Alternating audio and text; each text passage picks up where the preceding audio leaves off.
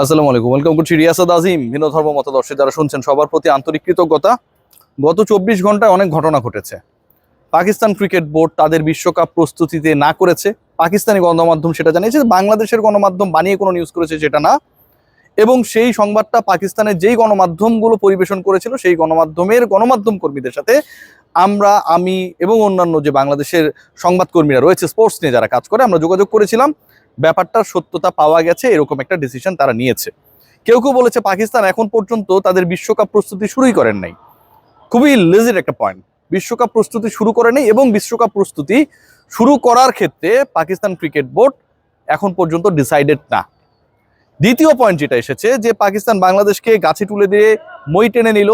শেষ পর্যন্ত বাংলাদেশের কি হবে? তাদেরকে বাঁচাতে কেউ আসবে না, বিশ্বকাপ খেলবে না। বিশ্বকাপ না খেলার কারণে বাংলাদেশের উপরে স্যাংশন আসছে এবং সামনের ভবিষ্যৎ খুবই খারাপ। কোয়ালিফায়ার খেলে পরবর্তী বিশ্বকাপগুলোতে বাংলাদেশকে কোয়ালিফাই করতে হবে। থার্ড যে পয়েন্ট, সন্ধ্যা নাগাদ নতুন নতুন নিউজ আসা শুরু করলো এবং সেখানটায় বলা হলো গালফ নিউজের বরাদে। আমার আলোচনাটা প্লিজ শোনার জন্য অনুরোধ করছি সবাইকে।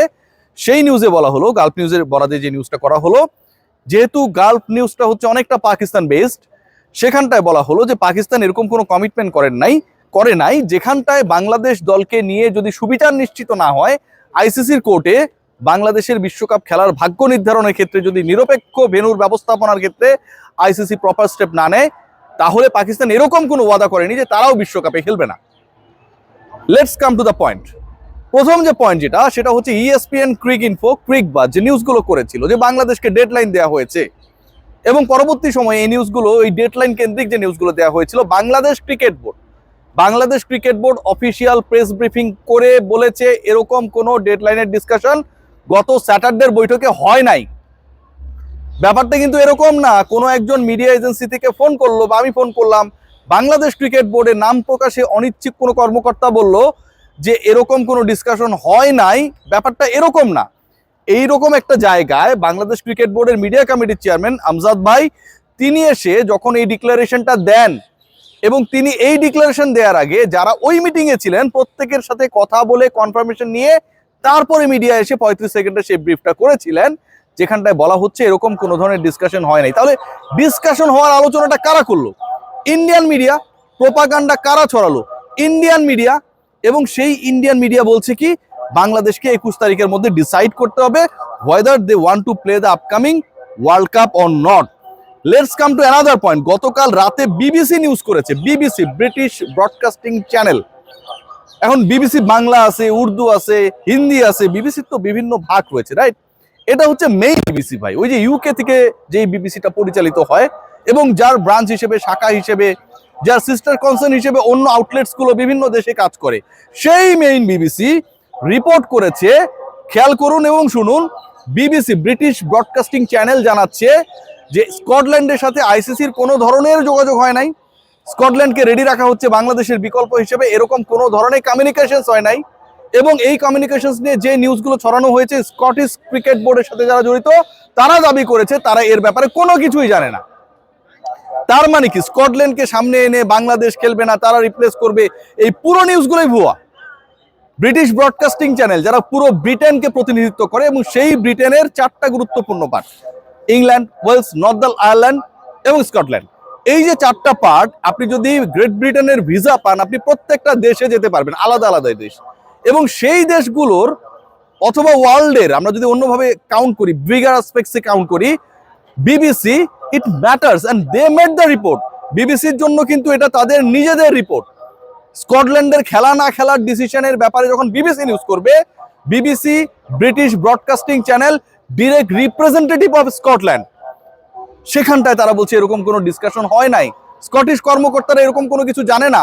তারা এটাও জানে না এরকম কোনো অফার তাদেরকে করা হয়নি যে বাংলাদেশ না খেললে তোমরা এসে আপকামিং ওয়ার্ল্ড কাপে বাংলাদেশের জায়গায় রিপ্লেস করবা।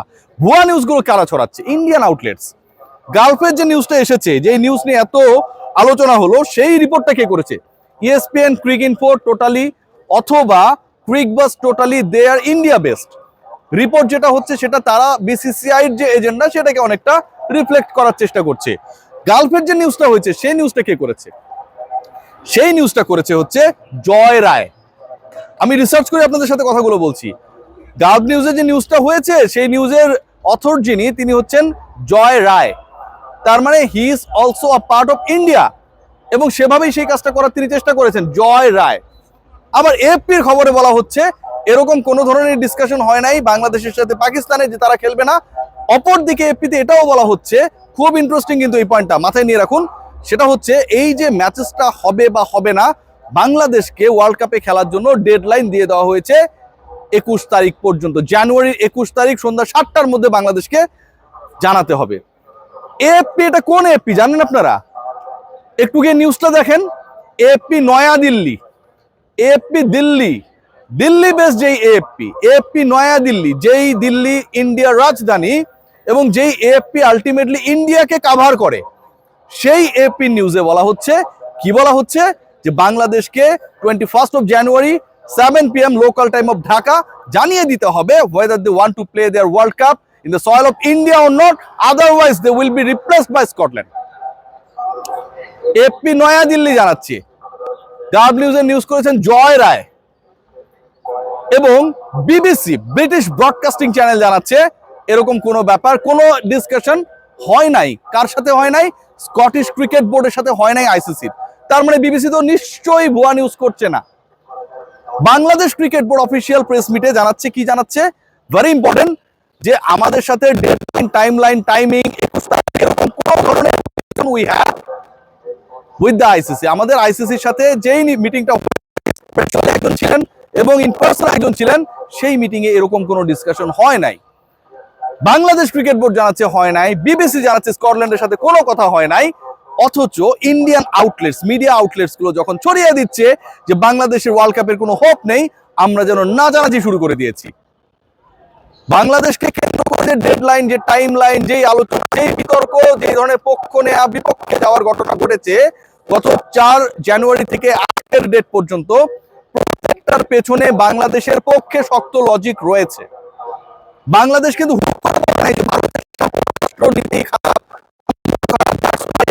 I am not interested to play my World Cup matches in India. Rather, বাংলাদেশের একজন সিকিউরিটি ইস্যুতে আপনি বাদ দিয়ে দিলেন আপকামিং একটা লোকাল টুর্নামেন্ট থেকে, এবং এই ডিসিশনটা যখন ভারতীয় কেন্দ্রীয় সরকার নিল, সেই সরকারের এগেনস্টে, সেই সরকারের ডিসিশনের রিফ্লেক্টে বাংলাদেশ সরকারও যে এখানটায় তার প্রতিক্রিয়া জানাবে, এটা খুবই স্বাভাবিক।